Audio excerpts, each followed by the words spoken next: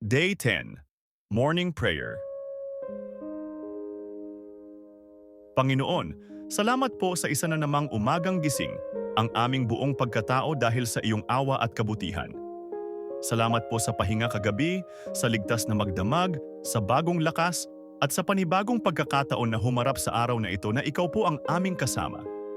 Lord, bago pa man po magsimula ang ingay ng mundo, pinipili ka po muna naming unahin. Pinipili po naming ilapit sa iyo ang aming mga puso, isip at buong pagkatao.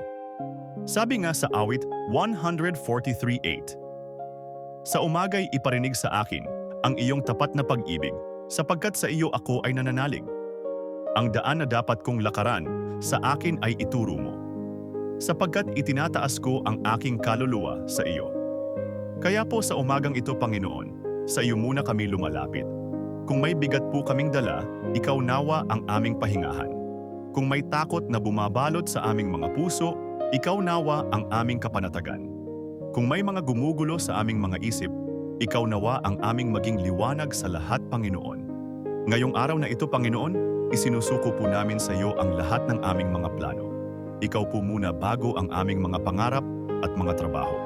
Kung alin po ang hindi ayon sa iyong kalooban, ikaw nawa ang mag-alis ng mga ito. At kung alin po ang galing sa iyo, ikaw nawa ang magpatatag nito sa aming buong pagkatao, Lord God.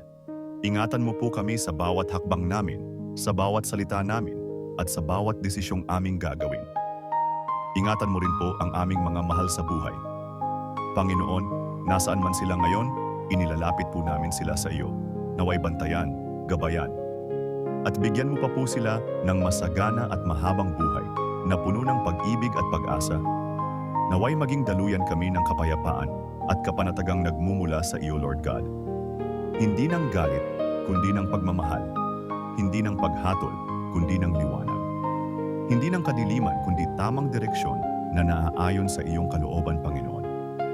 Muli po, ibinabalik namin sa iyo ang lahat ng papuri, pasasalamat at buong pagtitiwala na diringgin mo ang aming mga samo at dalangin, Lord God.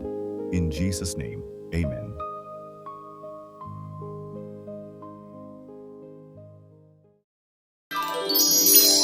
Neil Learn Official. Not for fame, but for faith.